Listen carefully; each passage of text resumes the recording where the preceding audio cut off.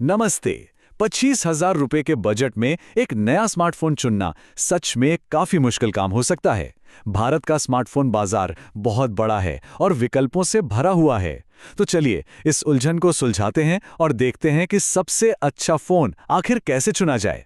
मतलब हर महीने बाजार में नए मॉडल्स आ जाते हैं और हर ब्रांड का यही दावा होता है कि भाई उनका फोन ही सबसे अच्छा है। ये विकल्पों का एक ऐसा समंदर है जिसमें सही चुनाव करना लगभग नामुमकिन सा लगने लगता है। और फिर आती है वो स्पेसिफिकेशंस की एक लंबी ना खत्म होने वाली लिस्ट। मेगापिक्सेल्स, निट्स, मिलीएम्प घंटे, ये सब तकनीकी शब्द अक्सर मार्केटिंग के लिए ज़्यादा इस्तेमाल होते हैं और सच कहें तो ये हमें और भी ज़्यादा कंफ्यूज कर देते हैं। तो सवाल यही उठता है कि आखिर शुरुआत करे तो करे कहाँ से? क्या सिर्फ कागज पर लिखे नंबर देखकर फोन खरीद लेना सही है? इस विश्लेषण में हम इसी सवाल का जवाब ढूंढेंगे ताकि एक बेहतर फैसला लिया जा सके। तो आज की चर्चा में हम इन विषयों पर बात करेंगे।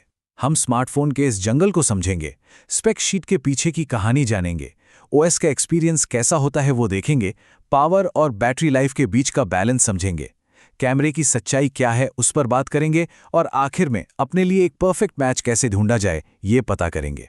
तो चलिए शुरू करते हैं। चलिए सबसे पहले और सबसे जरूरी कदम से शुरू करते हैं अपनी सोच को बदलना। हमें सिर्फ कागज पर लिखे नंबरों से आगे बढ़कर यह देखना होगा कि वो फोन असल दुनिया में जब हाथ में आता है तो कैसा परफॉर्म करता है। ये समझना बहुत जरूरी है। कागज पर बड़े बड़े नंबर लिख देने से हमेशा एक बेहतर अनुभव की गारंटी नहीं मिलती।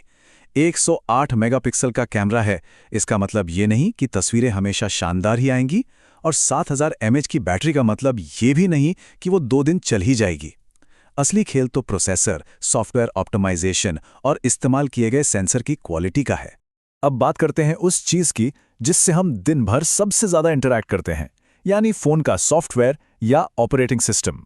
हार्डवेयर चाहे कितना भी पावरफुल क्यों ना हो, अगर सॉफ्टवेयर का एक्सपीरियंस ही खराब है तो फ़ोन चलाने का सारा मज़ा किरकिरा हो जाता है। तो यहाँ कुछ पॉपुलर एंड्रॉयड स्किन्स या यूज़र इंटरफेस का एक छोटा सा ब्रेकडाउन है। सैमसंग का वन यूआई जो स्टेबिलिटी और लंबे अपडेट्स के लिए जाना जाता है, लेकिन उनके खुद के जो एक्सिनोस चिप्स हैं वो कभी-कभी गेमिंग में स्नैपड्रैगन जितना अच्छा परफॉर्म नहीं कर पाते। दूसरी तरफ वन प्लस का ऑक्सीजन ओएस है जो काफ़ी क्लीन है, लेकिन उनके बजट फ़ोन्स में अपडेट्स की गारंटी कम होती है। और फिर आते हैं Xiaomi और Realme जो कस्टमाइजेशन तो बहुत देते हैं, लेकिन उनमें अक्सर ब्लोटवेयर मतलब फालतू के प्री इंस्टॉल्ड ऐप्स और एड्स भरे होते हैं जो फ़ोन को स्लो कर सकते हैं। और ये देखिए, ये एक असली यूज़र का एक्सपीरियंस है जो दिखाता है कि ब्लोटवेयर की प्रॉब्लम कितनी बड़ी हो सकती है। सोचिए 55 से 60 फालतू के ऐप्स। ये न सिर्फ कीमती स्टोरेज घेरते हैं बल्कि बैकग्राउंड में चलकर फ़ोन को धीरे धीरे धीमा भी कर देते हैं।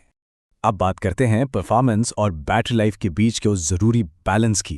क्या एक पावरफुल प्रोसेसर ज़्यादा ज़रूरी है या फिर एक ऐसी बैटरी जो पूरे दिन आराम से साथ निभा दे? चलिए इस ट्रेड ऑफ को समझते हैं। ये जानना जरूरी है कि सारे प्रोसेसर एक जैसे नहीं होते।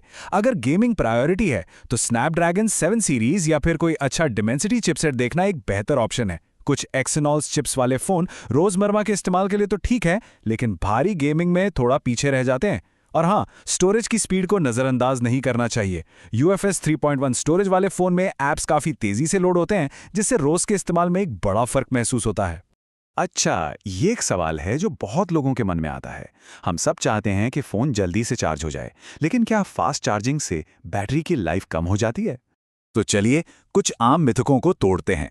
आजकल के स्मार्टफोन इतने स्मार्ट हो गए हैं कि वो चार्जिंग को खुद ही मैनेज कर लेते हैं, इसलिए ओवरचार्जिंग या फास्ट चार्जिंग से बैटरी खराब होने का खतरा अब ना के बराबर है। बैटरी का जो असली दुश्मन है वो है गर्मी। फ़ोन को सीधी धूप में या गर्म गाड़ी में छोड़ने से उसकी उम्र पर सबसे बुरा असर पड़ता है। अब आते हैं स्मार्टफोन की दुनिया के सबसे बड़े मार्केटिंग टूल पर, मेगापिक्सल। ब्रांड्स हमें ये यकीन दिलाना चाहते हैं कि जितने ज्यादा मेगापिक्सल उतनी ही अच्छी फोटो आएगी, लेकिन सच्चाई इससे कहीं ज्यादा गहरी और जटिल है।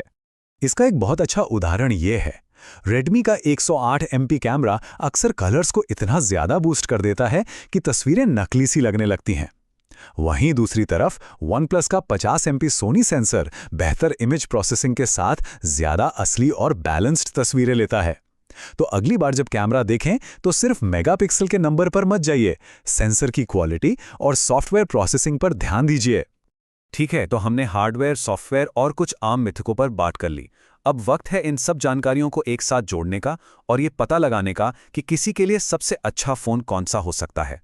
देखिए, हर किसी की ज़रूरतें और प्राथमिकताएं अलग-अलग होती हैं। एक गेमर के लिए सबसे ज़रूरी है एक पावरफुल प्रोसेसर।